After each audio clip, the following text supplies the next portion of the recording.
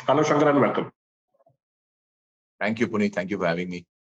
So, has the government batted on the front foot and hit a six as they got the budget proposals, or are they still playing a test match?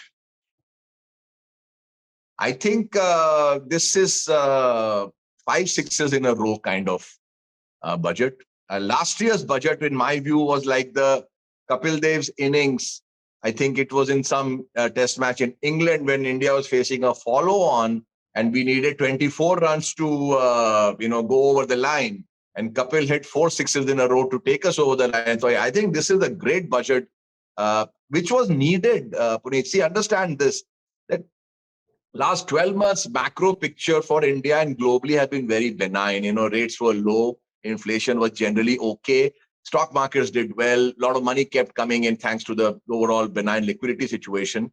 This year, things are not that simple or not that easy. In that kind of a upcoming situation that, we all know, the problems that are looming up globally. In that situation, we needed a really strong innings, and this is exactly what Mr. Sitaraman has given us this time. I mean, if she could have played safe, I think she still chose to go out there batting aggressively. So, what is the one defining characteristic, according to you, that makes this budget stand out as compared to the ones presented over the last few years by her? Some of the industries she mentioned, and I must confess that, even though I had no information of all this, I do believe that in my dream, in my sixth sense, I dreamt up that I should be investing in these sectors because those were exactly the sectors she mentioned in her speech. And these are exactly the kinds of sectors I have invested in or am planning to invest in.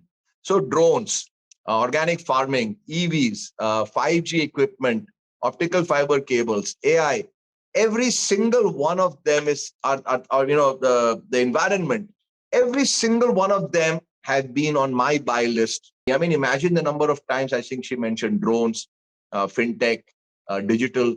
It is really telling you where the mind of this government is going, which is that we need to become a really tech powerhouse of a country.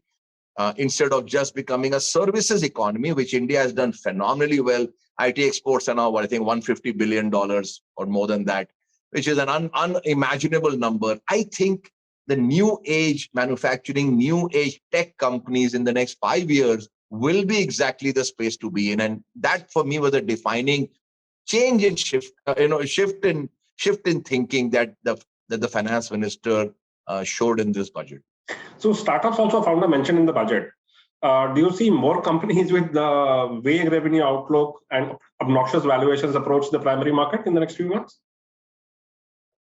Okay, so there I want to make a distinction. I don't think we should extrapolate from the number of mentions of startups finance minister made to necessarily concluding that will that window that has opened for Indian startups will continually remain open. I think a lot of damage to sentiment has been done.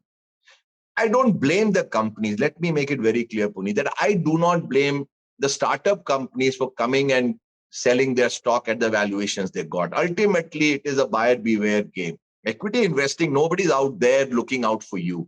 If investors foolishly went and bought companies with very, very unsound business models at crazy valuation, hoping to make a quick buck, some of them who got allocations and the stock doubled on IPO did make a quick buck. Many did not. If you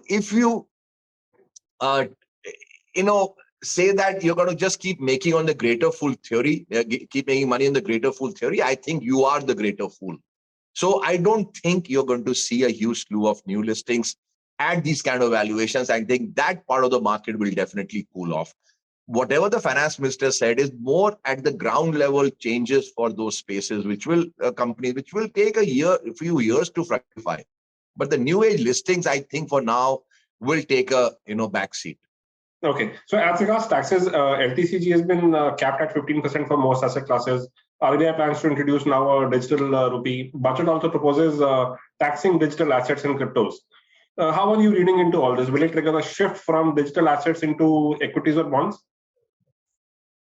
I don't think we should again make those conclusions. I think the equity market itself will continue to get tremendous domestic flows, especially from retail investors. I think the number of demat accounts will likely keep going up, which means that every demat account, in my view, 20,000, 50,000 rupees per demat account, if you take, the buying power out there is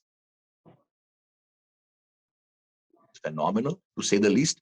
So this taxing of the cryptocurrency market, I think it's absolutely par for the course. It should attract some degree of taxation, and I think the finance minister is absolutely right. I have no disagreement with that move at all. So how are you approaching markets now as a fund manager? What all areas, what all sectors, what all stocks are you looking to buy into? I'm not buying any large caps. I think that trade of the banks and the financials and the FMCGs and the oil and gas, I think that trade is done and dusted. The only area in the large caps I really feel bullish about is Indian IT services. I think that's just on a growth tier. For me, India remains a great small cap market, chosen wisely. Out of 7,000 companies, most will be duds and junks and manipulated stocks. But if you choose wisely, if you put in the hard yards, you will find a dozen, maybe 20 gems, which you can multiply your money several times over. I'm focused on, new generation tech companies in the listed space, but not the new listings. There are some old companies which are very, very good. So there are a lot of pockets. There are companies that are dealing with, the environment. There are people, companies that are dealing with electric vehicles, providing plumbing to all these ecosystems. I'm focused on those areas rather than the HDFC banks and the Hindustan Levers of the world. Thanks a lot, Shankar, for joining us today. We hope to see you soon.